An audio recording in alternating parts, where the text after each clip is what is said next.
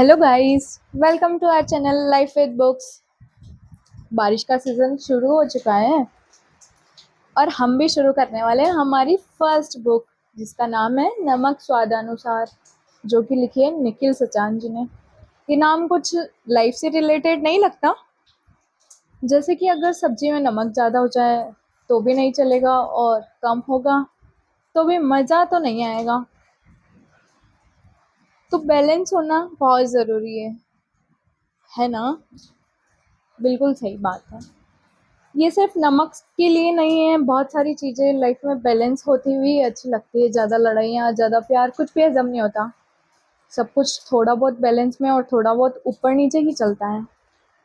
सो शुरू करते हैं हमारी फर्स्ट बुक।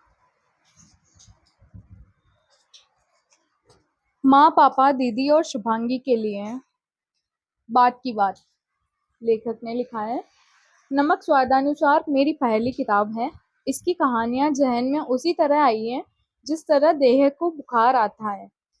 ये पन्नों पर जैसे जैसे उतरती गई, बुखार भी उतरता रहा। ये कहानियां बस हो गई हैं और अब आपके सामने है। इसमें से एक एक कहानी को मैंने सालों साल अपने दिमाग के एक कोने में तंदूर पर चढ़ाकर धीमी आंच पर बड़ी तबीयत से पकाया है, क्योंकि मैं कहानियों के मामले में निहायती लालची इंसान हूँ। ये कहानियां मुझे उत्साहित भी करती है और नर्वस भी।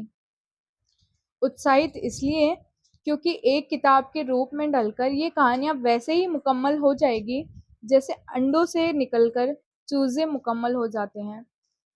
इन कहानियों के पास पंख तो थे, लेकिन परवाज को बुलंद होने के लिए नीले शामियाने की जरूरत हुआ करती है। नर्वस इसलिए कह लीजिए क्योंकि आज की तारीख में लिटरेचर और इंटरटेनमेंट के बीच का फर्क बस धागे भर का रह गया है। अब अगर ये कहूँ कि मैं लोगों की प्रतिक्रिया से परे हूँ तो मेरी बात में एक चुटकी झूठ झाँकता मिलेगा। इस किताब के लिए मुझे कुछ खास लोगों का शुक्रिया भी अदा करना है, जिनके बगैर ये किताब किताब की शक्ल नहीं ले पाती। शुभांगी ने हमेशा मेरी कल्पना में और मुझ में गाहे बगाहे चटकीले रंग भरे हैं। अगर मेरी कहानियां पढ़कर उसे खुशी होती थी तो मैं समझ लेता था कि मेरी कलम को उसकी नीली पीठ पर हौले से शाबाशी महसूस हुई होगी। संजू दादा हमेशा मेरी लिखावट के लिए बहुत ही बड़ी ताकत रहे हैं।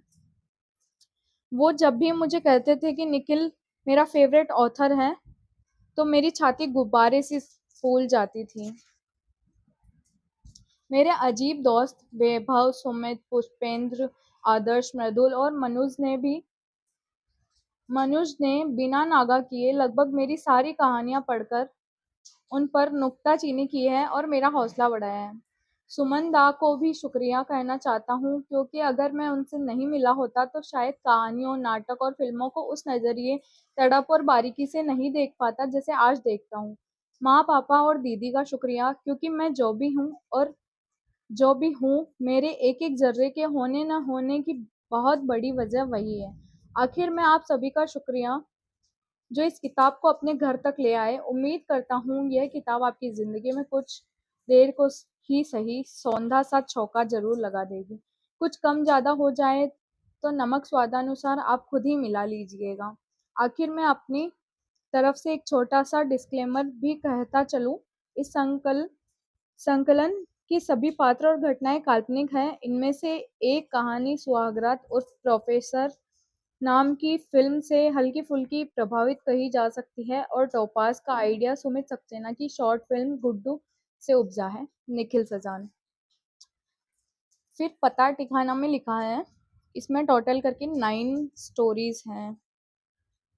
उनके नाम जैसे जैसे स्टोरीज स्टार्ट होगी मैं वैसे वैसे आपको बताती चलूँगी। तो ये था इसका छोटा सा इंट्रो वीडियो।